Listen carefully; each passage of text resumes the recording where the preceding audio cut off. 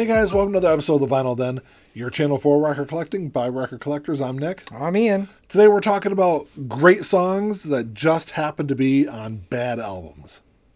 There's a bunch of links down below. Make sure you go check them out. There's links for the Vinyl Den Facebook group, for the merch page, for the Spotify and Apple Music weekly playlist that we put together, and also the Patreon page. So make sure you go check all that out. Of course, if you enjoyed the episode, make sure you give us the old thumbs up. Hit that subscribe button down below. Make sure you hit that notification bell so you're notified every time we release new episodes. So this topic was actually a little harder than I thought it would be because, for the most part, if it's a bad album, I generally don't like anything on it. Right. But I did find a couple of tracks that really are great. A couple of these tracks are some of my favorite songs from these bands. And these albums are definitely my least favorite of their discography. And then I've got one that's not really that bad of an album. It's just kind of a meh album, but it's a really good song. But the first one is the whole reason why I came up with this topic. And this is an album I've hated for a long time. And I know we try to keep everything positive, or most of everything positive on the show, but I don't really have a whole lot of positive things to say about this album other than one track. It's an album that, I didn't really grow up listening to this album. It really wasn't until probably 10 or 15 years ago that I actually sat down and listened to it. And like I said, it has one good track on it. The rest of it is you can kind of skip over. The album is Hot Space by Queen. I love Queen. They're one of my favorite bands. But this album really only has one track on it. And the story, from what I understand, that goes along with it is they were really trying to get somebody to do a song on this album. And they got a bunch of no's from a lot of people. And David Bowie finally said yes. And they did Under Pressure. And Under Pressure is an incredible song. I put that in probably one of my top 5 Queen songs. And I will say, if you go on YouTube and listen to just the isolated audio track, a vocal track from that song, it's incredible. Just listening to Freddie Mercury and David Bowie sing that track. But like I said, you go back through and listen to the rest of this album, there's really nothing else on there. Yeah, I couldn't think of any other songs on it that I even know. And I'm pretty sure there was like a last track that they just happened to throw on the album. A lot of times that's the case. Yeah. And so if it wasn't for that, there'd be nothing really kind of noteworthy about this album. So my first one is, it's an artist I'm not even a huge fan of. They have one really great album. But this is a song that I really like off of another album, but the rest of the album is just not that great. And it's Stereotomy by Alan Parsons Project. It's the name of the album as well. It's a mid-'80s album, came out after Turn of a Friendly Card, which is their good album. And it's a good song. It really is. It's a good track. I would put it on a best of compilation any day of the week for that artist. But, Alan Parsons is kind of just, I don't know, it's because it's a pop project with, really talented people basically kind of toning everything down. That's kind of the whole point of it. And I was never really a big fan of really kind of anything that Alan Parsons did. Yeah. Alan Parsons to me will always be a much better engineer than a musician, but that's just me. Well, I mean, Alan Parsons Project had a lot of there was a lot of popularity around a lot of their albums, and ultimately it's just he's not really he is just essentially engineering these songs and co-writing them with other artists. It's kind of more of like a side project type thing. That's probably what's called Alan Parsons Project. Yeah. I guess that makes sense. But, and essentially he's doing what he does best, and it worked. I mean, he had a lot of hits in the 70s. They had a lot of hits. Yeah, I mean, Alan Parsons Project is a group that I would definitely be fine with, like, a greatest hits of. Yeah. There's not like one single album that I'd want to have. Other than Turn of a Friendly Card. Yeah. I think Turn of a Friendly Card, you're probably right there. There's probably only one song and I don't really like. But as a whole, it's a good complete album. Yeah. But the rest of the project, it's hit or miss with most of their albums. But Stereotomy is a song that I really like. I'd put it up there with any of the tracks off of Turn of a Friendly Card. I just don't like the rest of the album. Yeah. The next album I have is an album that I've kind of gone up and down on. I kind of I liked the album for a long time, and then I really kind of sat down, probably like the mid to late 90s. I really kind of listened to it again for the first time in like 5 or 6 years, and kind of was like, there's really only one good track on this album. And I'll say the band really doesn't even like this album either. But the album is Theater Pain by Motley Crue. It's, of course, Home Sweet Home is the one big track on here. It's one of my favorite Motley Crue tracks. But really, like the rest, like I said, I don't think Vince Neil even likes this album. It was a very turbulent time in the band. They had legal issues going on at the time. They had drug issues going on at the time. And really, there's really this album. There's really nothing really cohesive on this album outside of Home Sweet Home. Yeah, and the album cover. Yeah, the artwork looks sweet. I've always liked the album cover. I'm not even a big fan of Home Sweet Home, to be honest with you. I had this on cassette, and I listened to it quite a bit when I was a kid. But other than Home Sweet Home and Smoking in the Boys' Room, I can't think of another track on the album. Yeah. None of them stand out so much that I can actually even remember what they sound like. So my next one might come as a little bit of a surprise because it's by one of my favorite artists, but it's just overall the album is not that good. And it's Dada by Alice Cooper. Came out in '83. Which I think I have that on vinyl somewhere. But yeah, I think he gave you my used copy when I got the reissue. It's just the album overall is just not good. It's the last album of the Blackout series that he did, and he calls it that because he doesn't remember doing them. It's what, 3 albums? I think? 3 albums, technically 4, but 3. There's 3 for sure. 2 one he remembers, 1 he barely remembers, and 2 he does not remember at all.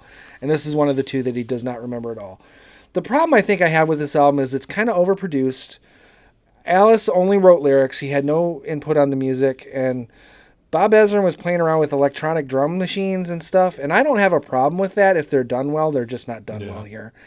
And the album just doesn't really have a lot of cohesion. But the song on the album is one of my favorites of Alice's in general, and it's Scarlet and Sheba. It's just a really good song. It's kind of just a straightforward rocker with electronic drums, to be fair, but it's a good song. But the album overall is just not that good. So the next one for me is an album that came out. It's actually an RSD release from last year. It's an album that had been out of print for 20 plus years. I think it was really hard to find. It was going for a lot of money, and to be completely honest, I hadn't listened to the whole album in a very long time. Even though I think I bought it twice on CD. I bought it obviously when it first came out back in the 90s. And then I bought a used copy of it on CD. I think it was just before. It was like early part of last year. So it was right before Record Store Day last year. And that came out on Record Store Day. And I bought it. And I really love one track on this album. But when I finally went back and listened to the rest of the album, there's really not a whole lot else on there that I would really kind of go back and listen to again. The album, it's great. It's one that a lot of people love out there, I'm sure. It sold really well for Record Store Day last year. The album is Whitey Ford Sings the Blues by Everlast. What It's Like was a huge hit off of this album. And it's the one track that I'm sure everyone out there knows. But like I said, once I kind of went back and listened to the rest of the album, I guess it's not a terrible album. Just there's nothing else really on there that really kind of stands out to me. For you. No. Just that one track. So this next one is actually maybe not a surprise because I think most people recognize that this band technically only made one really good album. But the album and it's Twisted Sister. The album is Stay Hungry. It's a great album. Everyone loves that album. There's not a bad song on the album. It's perfect. It's almost a perfect album. But their follow-up to that was Come Out and Play. And the song on it is Be Cruel to Your School. That's a good song. I probably am biased because Alice Cooper sings on it. And as we all know, I'm an Alice Cooper fan. Yeah, but the rest of the album is just not good. And none of their other albums are good in any other way either. I mean, Under the Blade is all right. Yeah. But yeah, I think Stay Hungry was like that lightning in a bottle. Yeah. Dee Snider's made some pretty good solo music in recent years especially. But Twisted Sister, I don't know what really happened there. But Be Cruel to Your School is a great song. And if you ever get a chance, check out the video. It's on YouTube. It's got Bobcat Goldthwait in it. Tom Savini's in it, and he does makeup because there's a bunch of zombies in the school. It's pretty cool. It's fun. It's not scary. It's fun. And Alice Cooper's in it. It's a cool video, but it's a good song too. I've never been a huge Twisted Sister fan. Mm-hmm.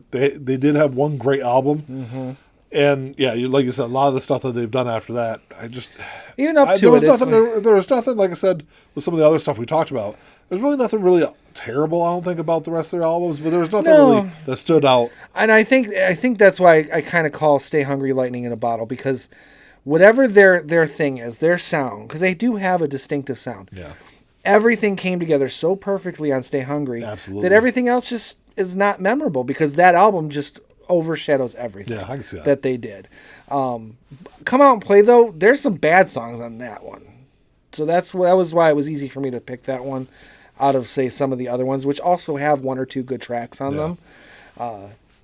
And plus, again, because it's Alice Cooper on it. So the last one I got on the list is one that I kind of went back and forth on because I don't think it's a bad album. I just think it's a kind of an okay album.